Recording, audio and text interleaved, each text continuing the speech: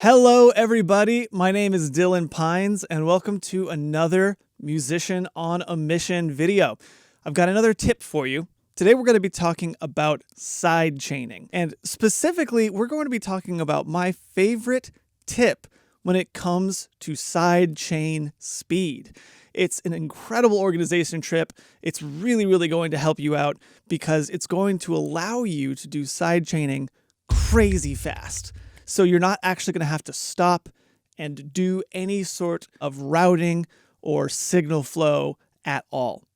But before we get started, I want to give you a free bonus, and it's actually my other favorite sidechain trick. It's Moam's free cheat sheet all about how to sidechain your entire mix. If you're trying to create any kind of space for the vocals, then this is an incredible tip to try out.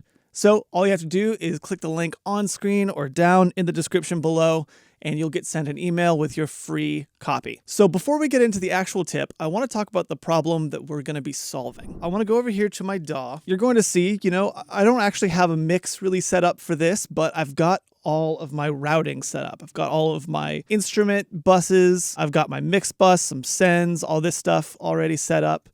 It's looking good. So let's listen to this unmixed song real quick, see what we're starting with. Rolling down the road, you and me and the radio. Okay, obviously unmixed, but one of the things I'm probably going to want to do is, well, a lot of sidechaining, but specifically sidechaining my bass and my kick. I want my bass to duck down every single time my kick comes in. That should be simple enough. We've all done sidechain compression before. So I come in here, I grab my compressor. I set up my settings. I'm not really going to worry about that right now. But what do I use as my sidechain input? Okay, so your first thought is, we'll just use the kick audio, right? Well, if I go over here to my kick, I have two different kicks. I have a kick in microphone and a kick out microphone. I can't really pick one or the other of those because they're both creating the dynamics, and I want this to be accurate. Okay, so, then you'd want to pick the bus, right? Both of these are going to bus 5, which is this kick bus. But here's the problem. Let's say I have on this bus a whole bunch of compression, which is really common to get a really consistent kick sound. Well, so now if I was to use bus 5, here's the problem. I'm not going to get that compressed kick as my sidechain input. I'm going to be having an inaccurate sidechain. So my bass might be ducking down way too much because my kick is actually compressed, but my compressor is not listening to the compressed version, it's listening to the input. So then you think, okay, we'll just use the output of our kick bus, or kick instrument bus. But here's the problem. That's going to bus 4, right? Bus 4 is the input for the drum bus that I've set up. So that's the same thing as the snare bus, the tom bus, the overhead bus. And even if I wasn't using drums, they would all be going to the mix bus, which is just the output for the entire mix, which really means the entire mix would be triggering my bass. And that's not what we want either. So we've got 3 big issues here. We can't use the audio file, we can't use the bus input, and we can't use the bus output. So what do we do? Well, there is a slow solution to this. The slow solution would be to bounce a file that is basically just this entire kick. I'd do a quick bounce in place, making sure that the plugins were on here. So now I have this file, and I would go in here and I would just select no output.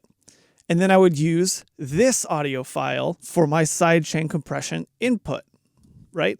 I'd go in here, I'd go to my audio, and I'd find kick_BIP. And cool, I did it. We're done. But that took probably about a minute to do.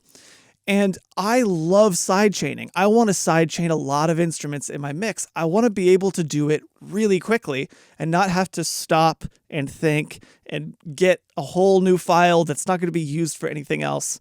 It's very, very annoying. So, what do we do to speed this process up? So here's my solution to this, and it's to create a dummy send on every single instrument bus. Now, for those of you who don't know what a dummy send is, I'll show you exactly what I'm talking about. So you can see on here, I've got a little send already created. I'm going to click on that. Check this out. My input is bus 97. That's our send. But my output is nothing. I have no output, which means if I solo this and I hit play, I'm going to see audio flowing through this, but I'm not actually going to hear any extra kick.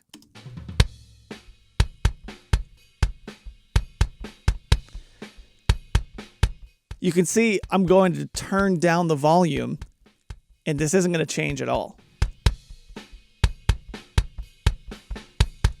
So why do we want that? Well, for the exact same reason that we created this audio file earlier with all of the plugins baked into it. We get to use it as the input for our sidechain. So I can go to my bass, I can go to my compressor, I can go to my sidechain input, and then my buses, and then all the way down to bus 97. And I select that, and boom, I'm done. It was super, super fast, right? So now I can go in, I can set everything up the way I want it, and I can get really, really good sidechain compression.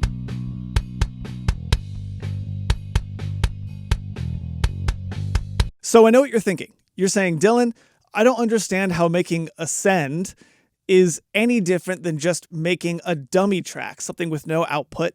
It's the same amount of time, right? And yeah, you are right. It's the same amount of time, but you can make sends ahead of time. This is why templates are amazing. I love templates. I love them so much. They're so underused, and oh my gosh, you can speed up your mix so much faster. So let me show you my mixer. Check this out. So I have on here a different send on every single one of my instrument buses. Every one of these. And for me, like I usually have similar instrumentation, or I'm mixing people with somewhat similar instrumentation. So all of these buses are pre-created. I have them already set up whenever I load all of my audio files in. And the cool thing about that is I have all of these sends hidden.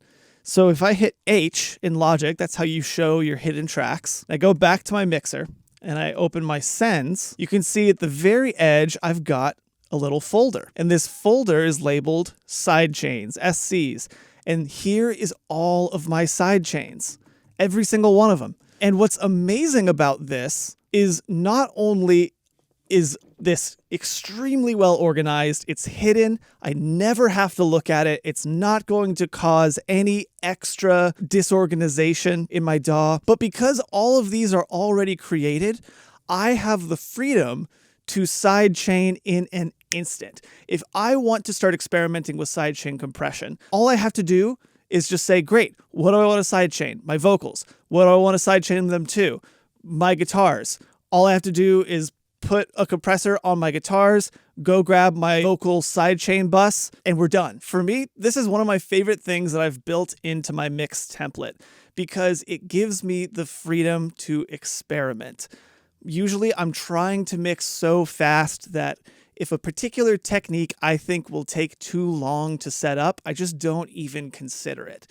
But because all of this is already set up, I don't have to think about it. I can just do. I can just work, and I can mix faster. Now, one quick caveat I want to talk about. Whenever you do this, you want to make sure that each of these sends are set to pre-fader rather than post-fader or post-pan. So what this is going to do is basically make your send independent from your volume fader.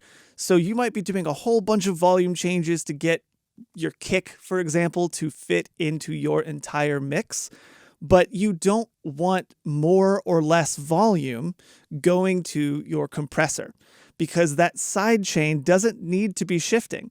You know, if it is compressing about 5 dBs, you don't want it to compress 5 dBs at 1 second, 15 dBs at the next, because you had to turn the volume up by 10 decibels, and no compression in the next section because you had to turn the kick down by 10 decibels.